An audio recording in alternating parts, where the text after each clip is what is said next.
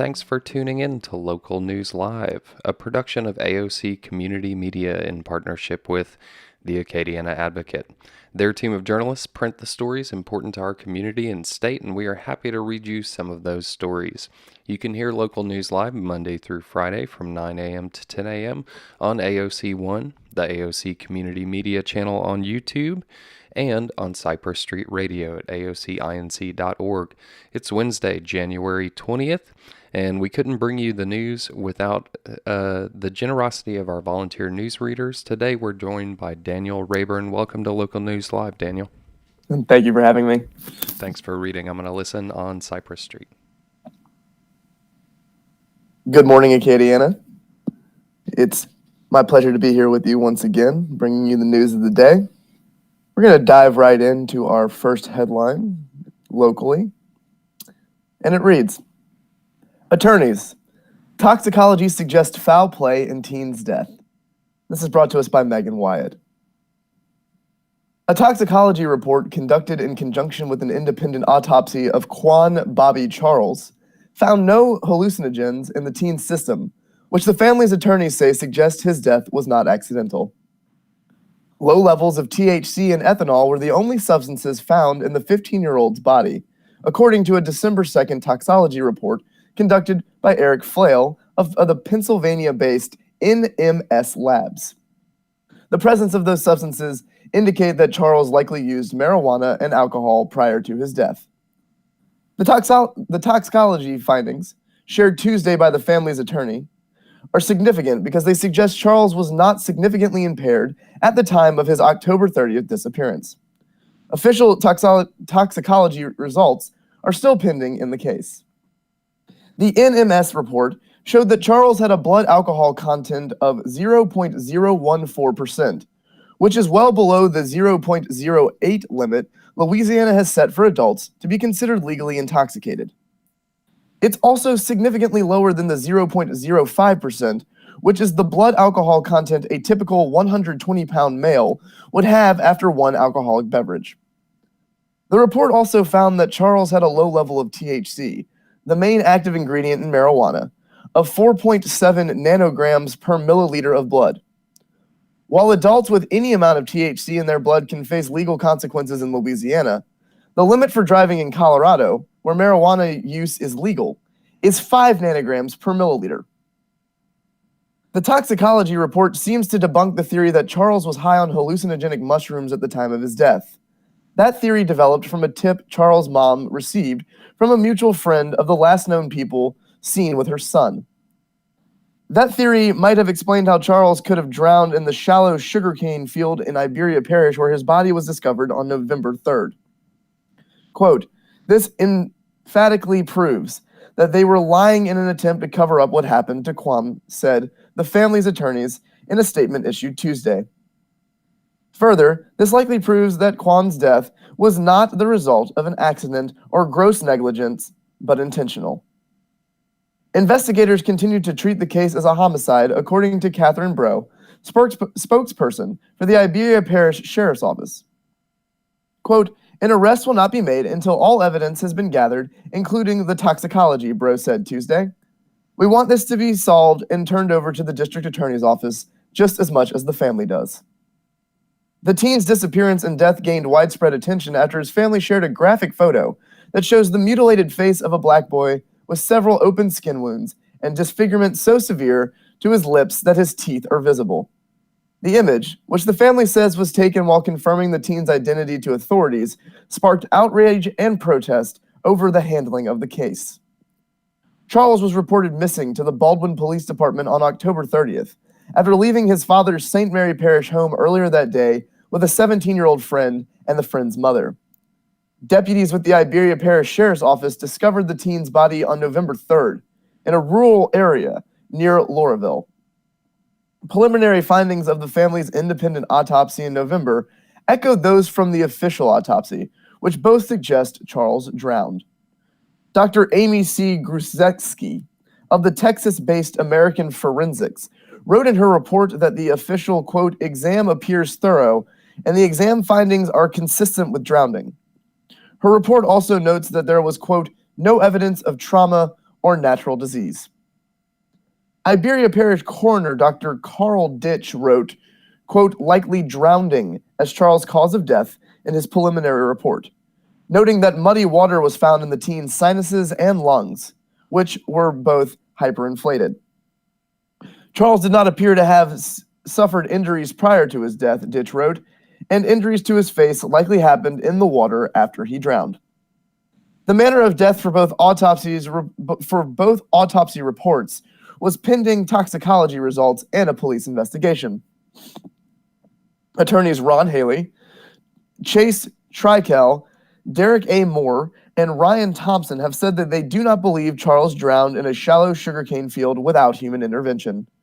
They reiterated that point again on Tuesday, noting that the official cause of death raises more questions than answers, because Charles could not have drowned in, quote, ankle-deep water without foul play.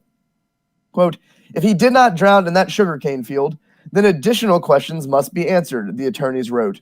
Where did he drown at? Why was he moved and dumped in the sugarcane field? And most importantly, who was involved in his death and the cover-up?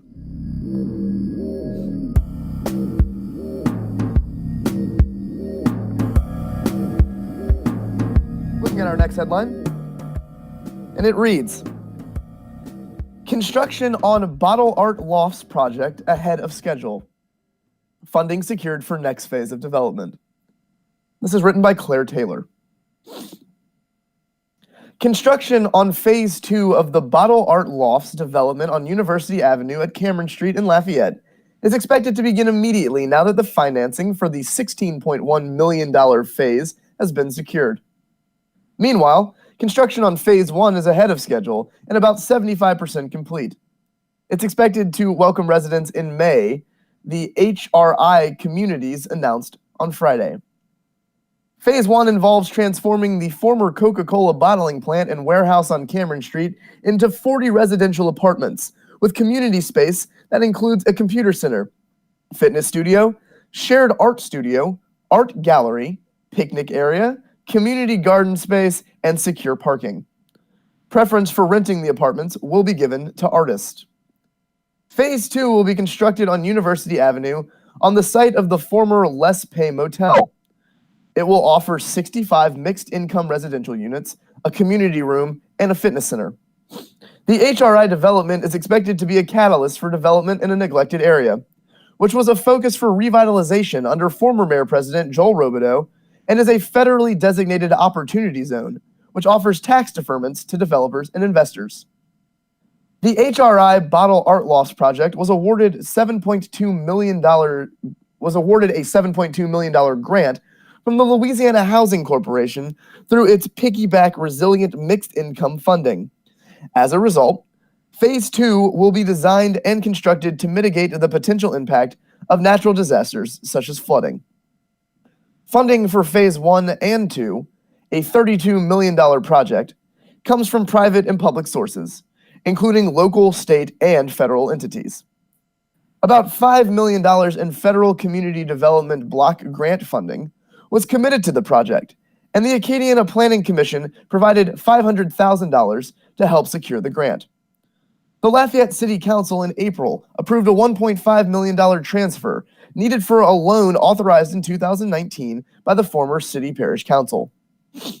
Private financing, HRI reported, comes from Iberia Civic Impact Partners, a division of First Horizon Bank, JP Morgan Chase Bank, Berkadia Commercial Mortgage, and Freddie Mac.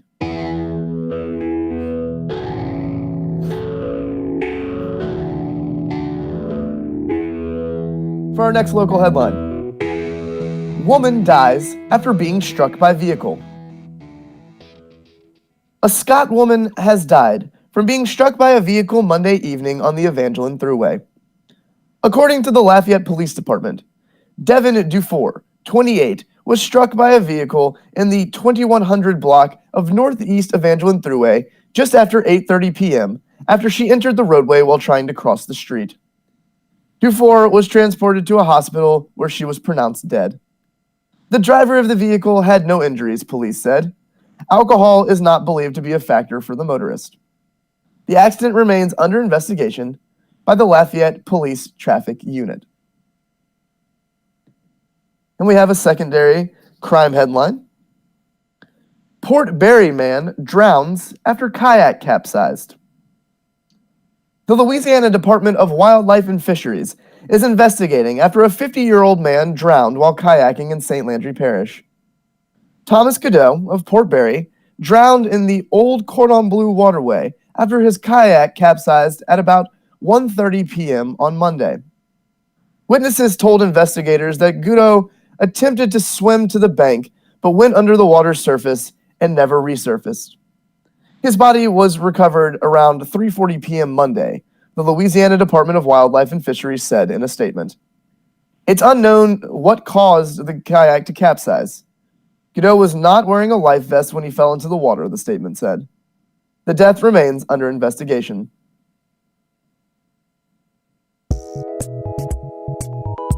And now, a PSA break. Everyone should have shelter, and Louisiana nights are getting colder. Due to COVID-19 and concerns for community spread, there has been a dramatic decrease in available shelter beds. That means many experiencing homelessness may have no other option than to sleep on the street. Throughout this pandemic, Acadiana Regional Coalition on Homelessness and Housing has been able to utilize local hotel and motel rooms as a temporary housing solution. From there, case managers help our fellow Acadians transition to permanent housing. Arch is very proud of their success in keeping those they serve safe from COVID-19 and on their way to long-term stability. However, the number of homeless is growing, and Arch needs your help to get our neighbors out of the cold and into warm, safe housing. Can you help today? If so, go to archacadiana.org. If you would prefer to give by check, please mail to Arch, that's ARCH, P.O. Box 3936, Lafayette, Louisiana, 70502.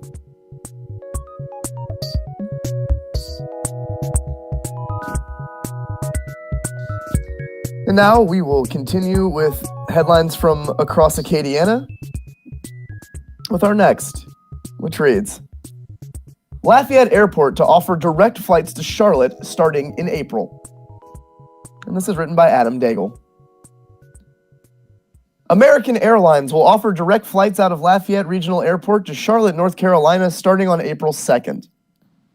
The airline made the announcement Tuesday that it will offer daily flights at 7 a.m. and 1:30 p.m. to Charlotte Douglas International Airport on the 63-seat CJR 700, including 9 first-class seats. Passengers can start booking their flights now. Quote, having robust air service is critical to achieving economic development success in Lafayette, Airport Director Stephen Piku said. We value our partnership with American Airlines and thank them for their continued investment in our community. We have been wanting to add a second East Coast destination for quite some time, and CLT was a prime candidate. American will continue its daily flights out of Lafayette to Dallas-Fort Worth International. American has pulled back on some of its international flights and added a number of domestic ones, reports indicate. Quote, we look forward to introducing our second largest hub, CLT, to customers in Lafayette, said Brian Zointins, American's Vice President of Network Planning. Flights to CLT introduced several new connections up and down the East Coast and internationally as customers begin to resume travel. Lafayette Regional ended 2020 with less than half the passenger count of 2019 because of the coronavirus pandemic. Departing passengers, however, increased each month since September, while the arriving passenger total in December reached 11,802, the largest amount since the pandemic began. Lafayette Regional Airport offers passengers more than 15 departures or arrivals a day to Atlanta, Charlotte, Dallas, and Houston through airline partners American, Delta, and United.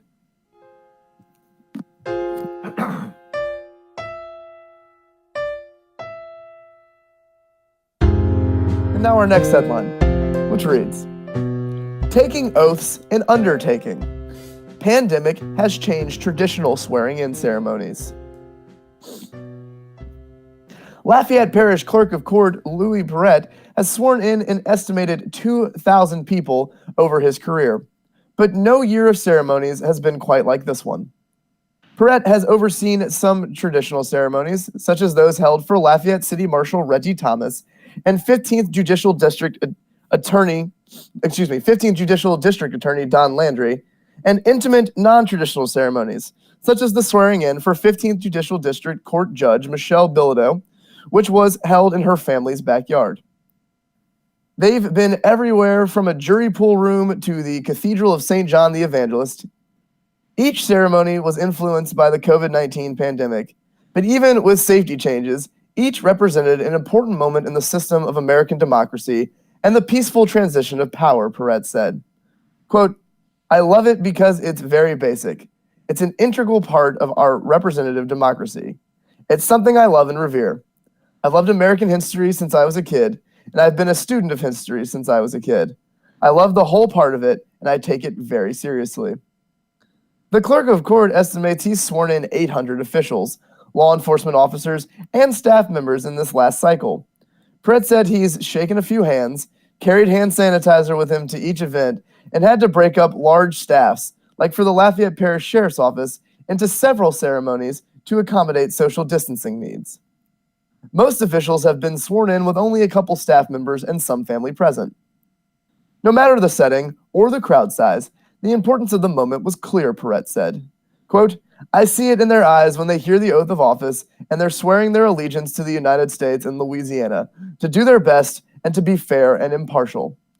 You see it sink in their eyes, the magnitude of the responsibility that you now are accountable to the public," he said. "I do believe the seriousness of it is still conveyed and still treated with reverence." Landry, the district attorney, celebrated his swearing in with a crowd of family, campaign supporters, and local elected officials, including the sheriffs of Acadia, Lafayette, and Vermilion parishes, which Landry oversees, in an event room at Don's specialty meet in Scott. Landry said it was important to him to find a way to safely include as many supporters as possible. Quote, "They're the ones who really helped me achieve this goal of mine," he said. Don's was settled on as the venue because the multi-room space provided more opportunity for social distancing than a traditional courtroom setting, Landry said. His team rolled up outside doors to increase airflow and provided mask and hand sanitizer, though mask wearing was mixed. Landry said when questioned by staff, many said they already had COVID-19 and didn't feel they would be in danger or endanger others.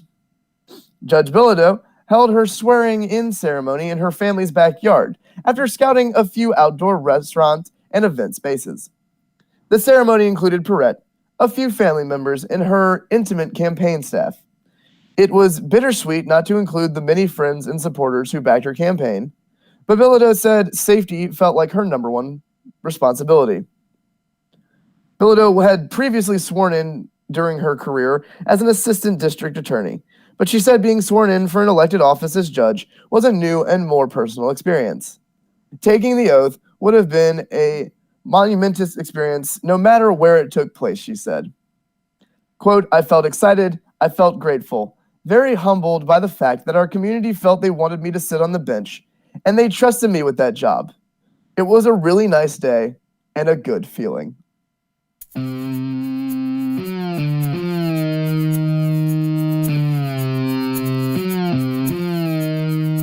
And now we'll broaden our scope and take a look at some state headlines, which will begin with this. Walk-ons sites include Breeze's Purdue. Baton Rouge-based Walk-On Sports Bistro plans to open 25 restaurants this year, roll out a new menu, and introduce a new on-campus concept at Drew Brees' alma mater, Purdue University, that it hopes will allow for more development opportunities. The Purdue location in Indiana will be in the Student Union. A partnership with Aramark, the national food service provider, led to the location going inside the renovated building. The fact that New Orleans Saints quarterback Brees is an owner of Walk-Ons and a Purdue alumni also helped, said Scott Taylor, president and chief operating officer. Quote, "It was part of the intrigue," he said. "They had heard about us." Walk-Ons is excited about the agreement with Aramark and the potential for it to lead to more locations on college campuses, Taylor said. The fast growth has been aided by 10 Point Capital, an Atlanta-based private equity firm that became a strategic partner with Walk-Ons in October.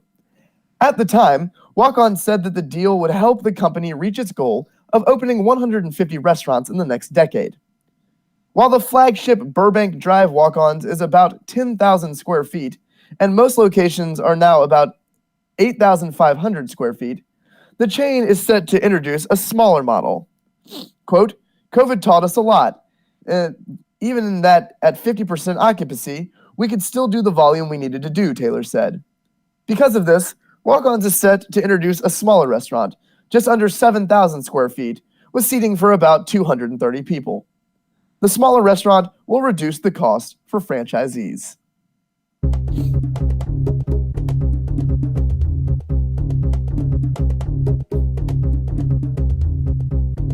And now our next state headline, which reads, Louisiana Farm Bureau building $21 million office. The Louisiana Farm Bureau has obtained a building permit for a $21 million office that will be built off Corporate Boulevard in Baton Rouge. The building at 7,000 Commerce Circle will be 3 stories and have 84,355 square feet of space. It is set to open by mid-2022, just in time for Farm Bureau's 100th anniversary. Officials said the new building will allow Farm Bureau to consolidate its claims, underwriting, and accounting employees under one roof to take better care of insurance customers.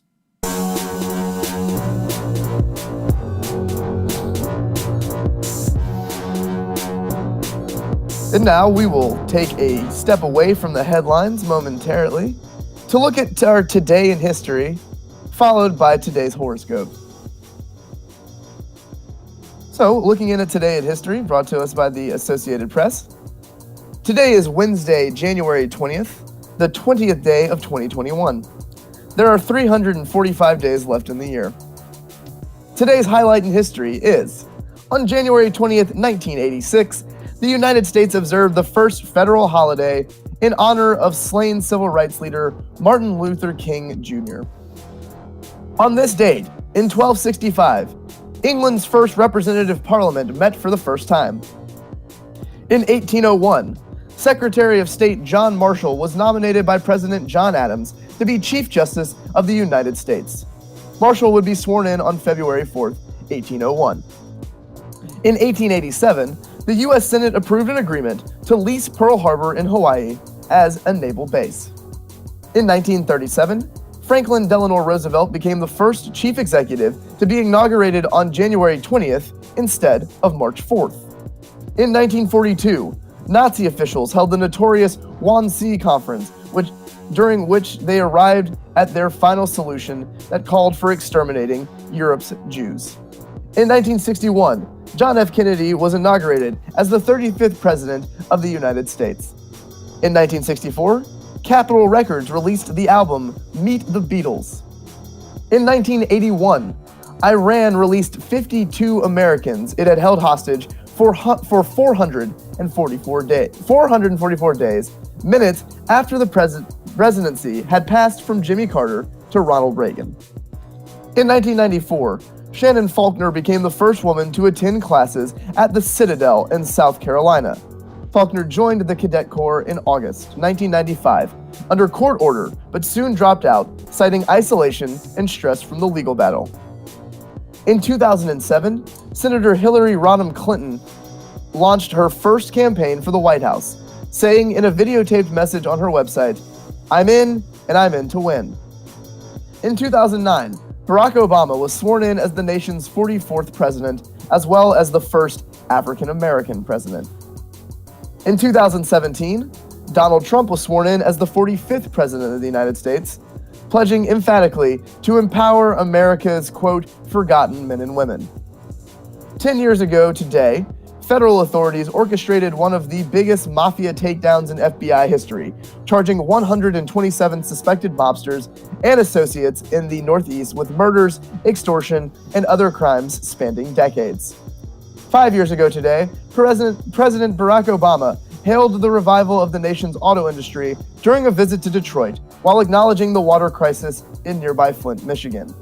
The National Oceanic Atmospheric Administration and NASA announced that 2015 was by far the hottest year in 136 years of recorded keeping.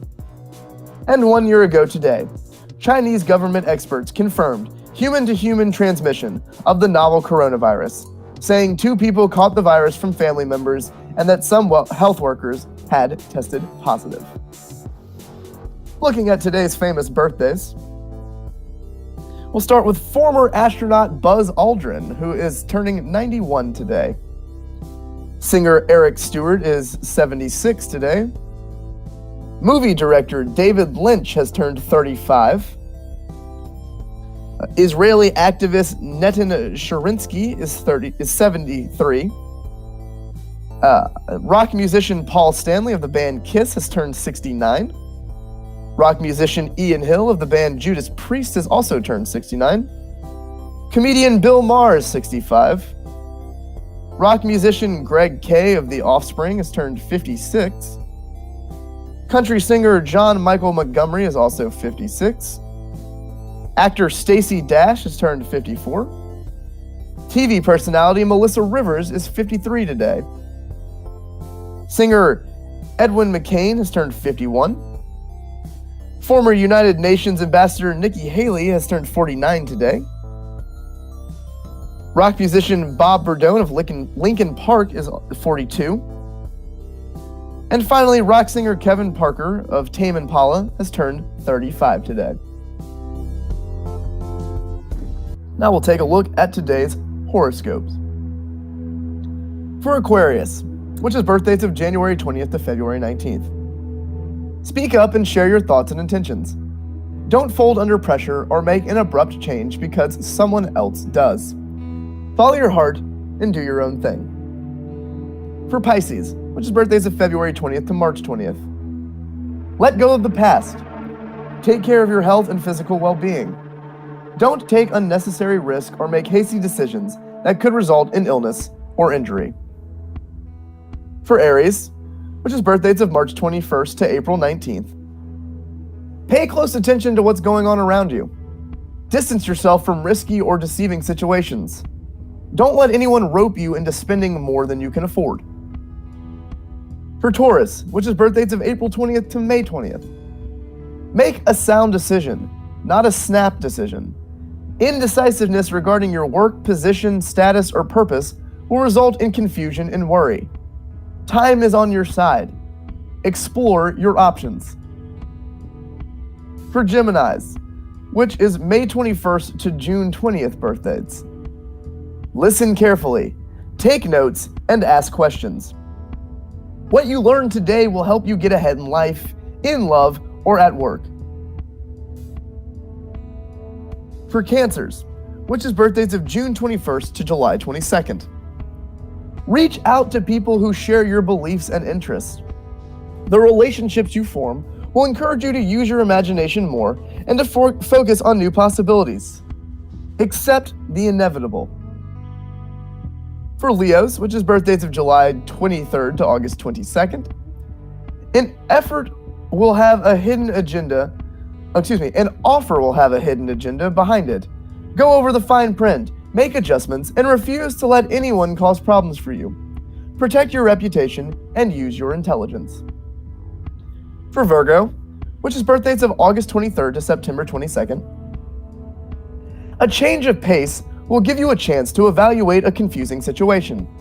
A partnership will encourage you to look at the positive, deal with the negative, and proceed with confidence. For Libras, which is birthdays of September 23rd to October 23rd, trust what you know, despite opposition. Work you can do from home will provide insight into a way to earn more money. Check out your options, and be clear about your feelings and plans. For Scorpios, which is birthdays of October 24th to November 22nd, a problem with a colleague, friend, or relative will surface if you procrastinate or change your mind. Be careful how you approach situations that depend on others. To Sagittarius, which is birthdates of November 23rd to December 21st. Keep your life simple. Avoid overspending and excess. Don't trust someone who is vague or too complimentary. Consider making a lifestyle change that promotes better health. And finally, for our Capricorns, which is birthdates of December 22nd to January 19th, set reasonable goals and stick to your plans.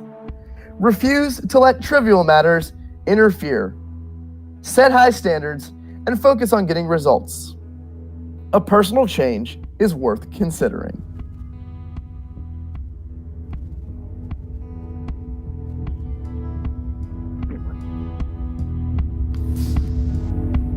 And now, we will take a look back at our state headlines. Our next one reads, Louisiana budget picture remains uncertain. Revenue forecast, federal aid still coming into focus. And this is written by Sam Carlin. Louisiana will have $228 million less to spend in the multi-billion-dollar state budget that will be crafted in the coming months, after a state panel agreed Tuesday to a revenue forecast that assumes recovery from the pandemic will be slower. But with more aid likely from the Biden White House and a better-than-expected economic performance in recent months, the state budget could be pieced together without major cuts as the governor and lawmakers begin the process of creating the state's spending plan.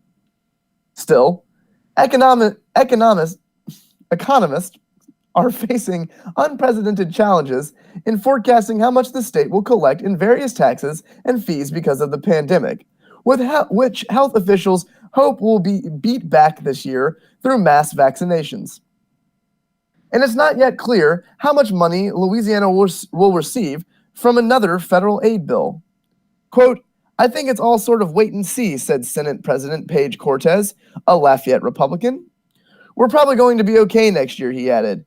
It's the out years that we've got to get the economy in gear. The Revenue Estimating Conference voted to recognize about $9.6 billion in total revenue flowing to the state general fund for the fiscal year that begins July 1st, which is money available to spend by lawmakers and the governor. That is a downgrade of the $228 million from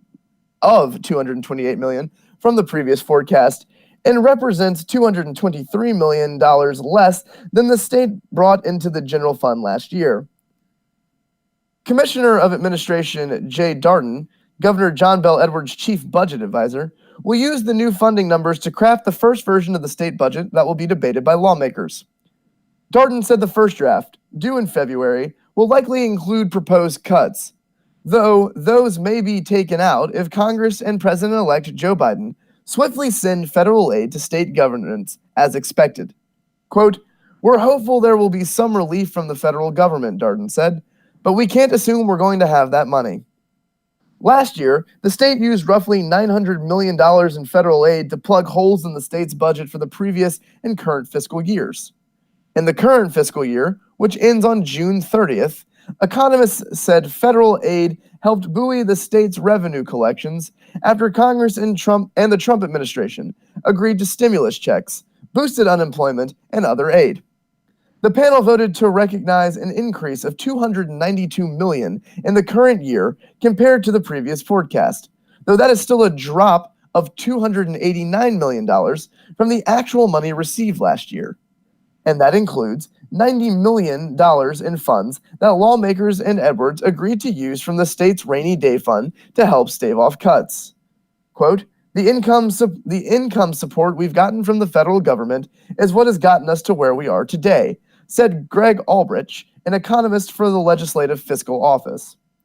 The legislator can spend much of the $292 million in a supplemental budget bill to use on current year expenses.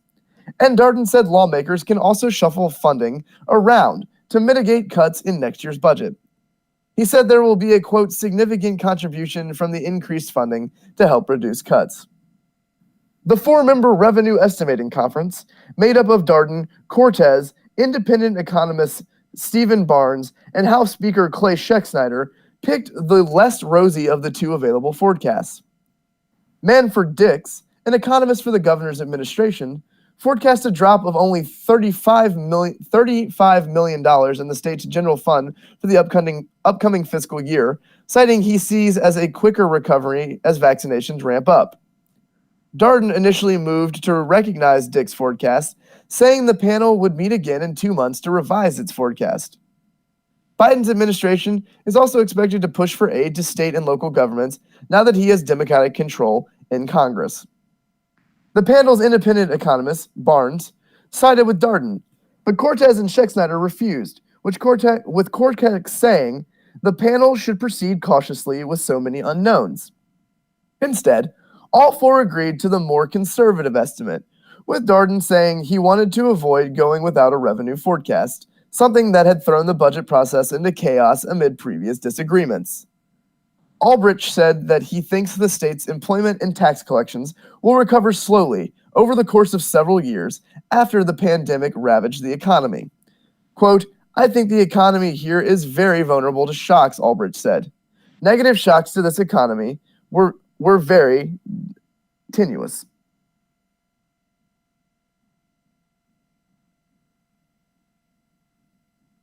And now on to our next headline, which reads, "Providers told not to limit vaccine.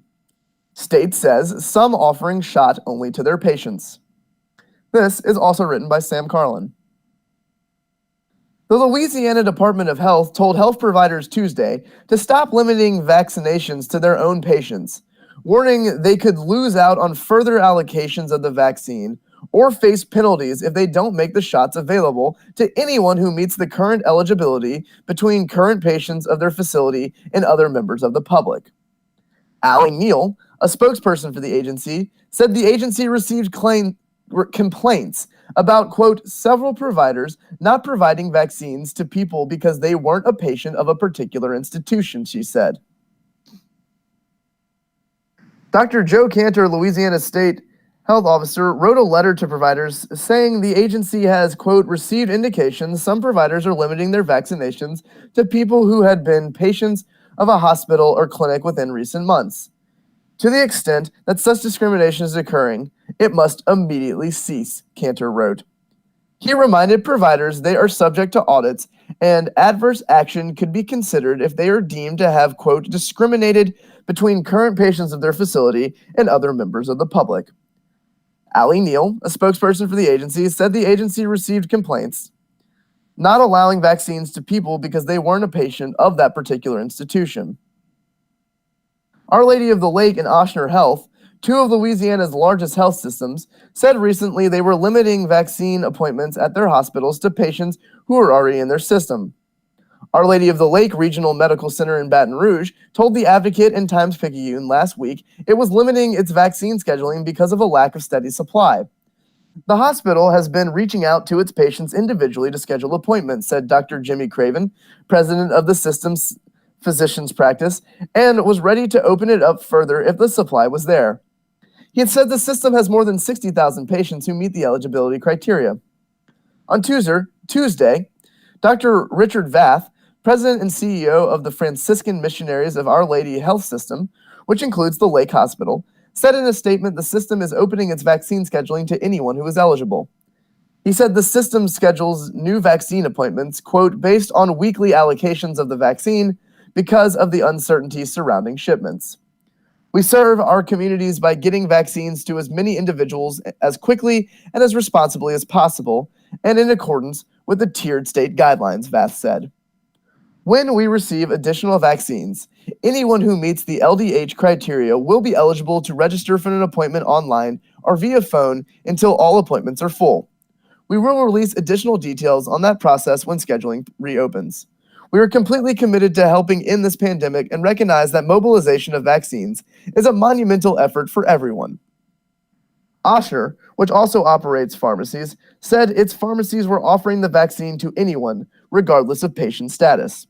But officials had previously said scheduling existing patients at hospitals was easier for the system to roll out vaccines in the near term.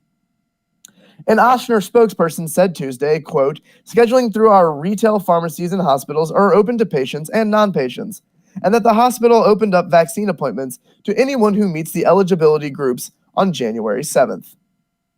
Baton Rouge General has received 6,300 doses of vaccine to date, the hospital said Tuesday. The facility has administered 3,603 doses, including 843 second doses.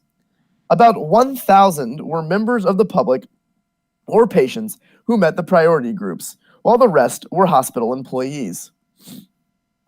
The hospital has another 2,531 vaccinations scheduled through the end of the month, and CEO Edgardo Tinriero said in a statement the hospital will administer nearly 1,500 vaccinations this week. The hospital opened a vaccine clinic on its Blue Bonnet Boulevard campus. Quote, "With the increased capacity, we are filling appointment slots with those on our standby list who meet the current criteria." A hospital spokesperson said Baton Rouge General has been making vaccines available to anyone in the eligibility group, not just its own patients, since it first started administering it. Cantor's letter accompanied a memo to providers listing several requirements providers must meet when administering vaccines. Louisiana is currently in Tier 1 of Phase 1B, meaning people can get vaccinated if they are 70 or older, a home health care provider or patient, a dialysis patient or provider, an ambulatory care provider or staff, an urgent care clinic provider or staff, a school nurse or school health center staff, a community clinic provider or staff, a behavioral health provider or staff, a dental provider or staff, or a student, resident, faculty, or staff of schools of allied health. Louisiana has administered 267,720 doses of vaccines since mid-December, according to state data updated on Tuesday. That includes 35,589 second doses, meaning those people have received both required shots from either the Pfizer or Moderna vaccines. Since starting the process, the state has enrolled 1,756 providers in the mass vaccination effort.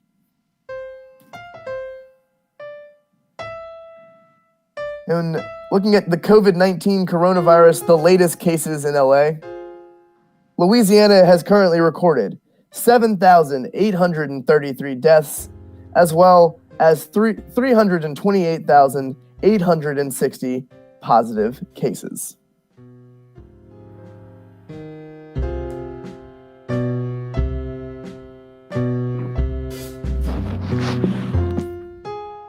Now we'll take a look at our next headline, which simply reads, "Still Rollin'. The pandemic can cancel parades, but it can't curb our craving for king cakes." And this is written by Robin Miller.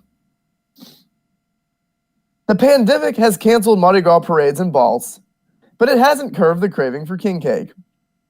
Locally, The Heavenly Donut, Gambino's Bakery, and the Ambrosia Bakery and Baum's Fine Pastries, along with other bakeries and supermarkets, are cranking out thousands of king cakes each day leading up to Mardi Gras on February 16th.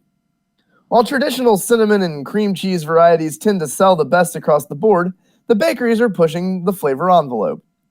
The Heavenly Donut is known for its fried king cakes at its location at 5830 South Sherwood Forest Boulevard and 17732 Highland Road.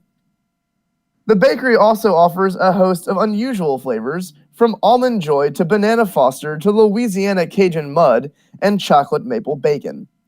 Quote, "Louisiana Cajun Mud is our take on the Mississippi Mud Cake," said Shane Castile, who owns the bakery with wife Kara Castile. It has Bavarian cream and chocolate in the middle, with cream cheese topping and pecans.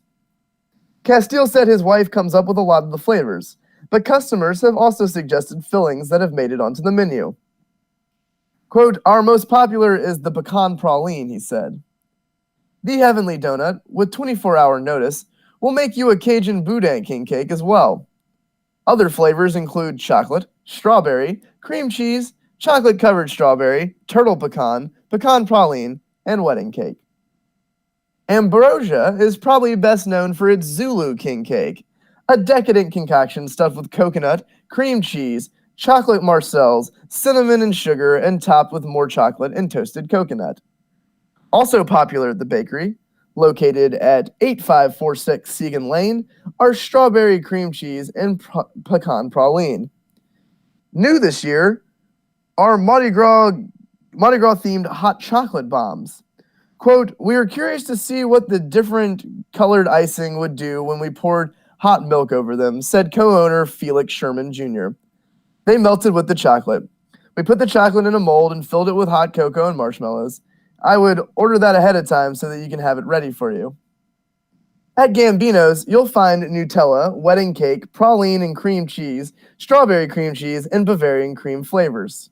Quote, we're working on a couple of interesting flavors right now, but we haven't launched them yet, said Angela St. Romain, store manager for Gambino's at 8646 Goodwin Boulevard.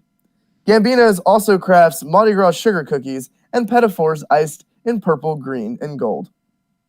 Bombs offers the traditional flavors and amps up the taste with cakes that have twice the filling.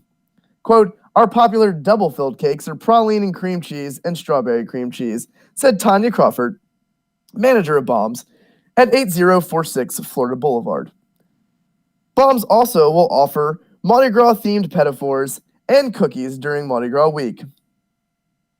Not only are locals snapping up the annual treats, they're sending them all over the country. Quote, we had one going out to Alaska today, said Ambrosius Sherman. We usually stick to the states in the continental United States because king cakes don't stay fresh long. This one we sent to Alaska today on a whim. To extend the freshness of cakes, Baum said they go out as kits. Quote, ours aren't decorated when we send them, he said. We include the icing and the sugar, and you can decorate it yourself. This way, the cake stays fresher much longer. This also allows the cake's recipients to participate in this Mardi Gras tradition. Quote, we receive a lot of pictures from people showing us their cake, Sherman said. We try to repost them on our Facebook page. We love seeing them. The Heavenly Donuts, Castile said, while the bakery is missing out on some business, salespeople aren't picking up king cakes in the numbers they normally would to drop at workplaces when they make calls. Lots of companies are still buying them. Quote, companies will buy them by the hundreds, he said. In somewhat of a change brought on by the pandemic, many orders these days are coming in online. It's kind of the trend, and it's beneficial to us because we have a limited number of staff, Sherman said, and the number of orders seems to have increased. But that's not to say an old-fashioned phone call won't work. Quote, a lot of people are using our website, but we still have a lot of people who prefer to call in their orders or come in and place their orders, St. Romain said. We're still a service industry, and when people come in, they get the aroma and personal service, the whole package, and we get to know them.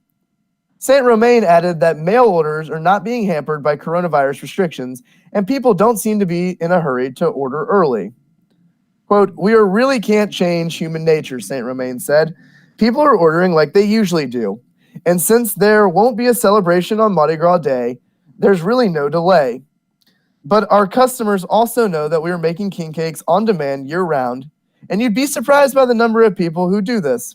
There are people who live in Texas who host a Mardi Gras party in the summertime, just because it's fun.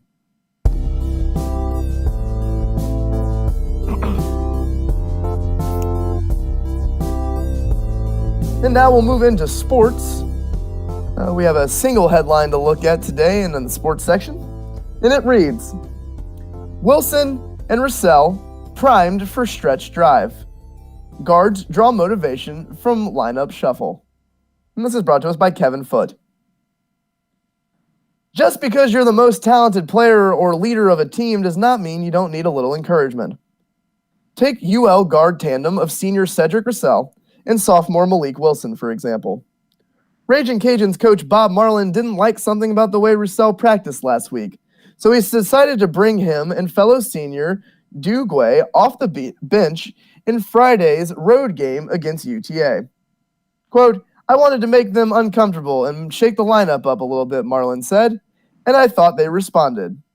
Russell made 3 of his 5 three-point attempts and scored 17 points in a tight 91-86 loss, and then got UL's long-range barrage started with an early three-pointer in Saturday's blowout win over the Mavericks. Quote, it's his team, and we talked about that as a senior leader, said Marlin, whose Cajuns, who are currently 9-4 and 3-3 in the Sun Belt Conference, returned to the Cajun Dome to meet Arkansas State at 6 p.m. on Friday. He and Dugway both came off of the bench on Friday night. I wanted to make them uncomfortable and shake the lineup a little bit, and I thought they responded. On Saturday, they both played well. For Wilson, it was a recent shooting slump weighing heavily on his mind heading to Arlington last weekend. He only made 4 of 10 shots in the loss to Texas State, and then went 3 of 13 shooting in the overtime loss to Little Rock.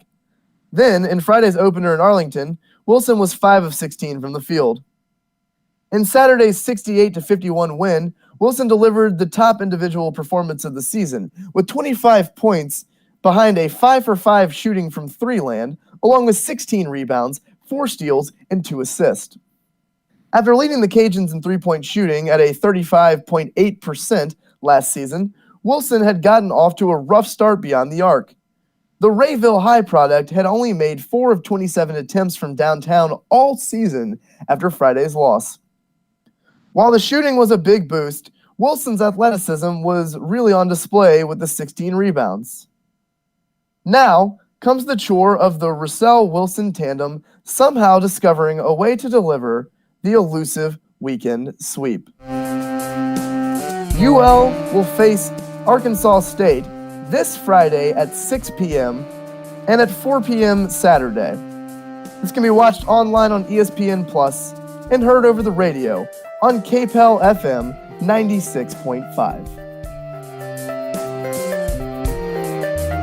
And now to close out our morning, we'll take a look at the funerals today in the Acadiana area. The first will be for Sandra Kramer, with service held at Evangeline Memorial Gardens Chapel in Carencro at 10 a.m. There's also Carol Landry Sr., with service at St. John the Evangelist Catholic Church at 10 a.m. And finally, Henry O'Quinn, with service at Bible Missionary Church, located at 112 Guillory Drive in Crowley at 10 a.m. And with that, this has been Local News Live for January 20th, 2021. I've been your reader, Daniel Rayburn. Please join us at 9 a.m. Monday through Friday on AOC 1, Striper Street Radio, or the AOC Community Media channel on YouTube. You can read these articles and more at theadvocate.com and find out how to volunteer and more at aocinc.org. We hope that you'll join us again tomorrow. And I hope that you have a great day today, Acadiana.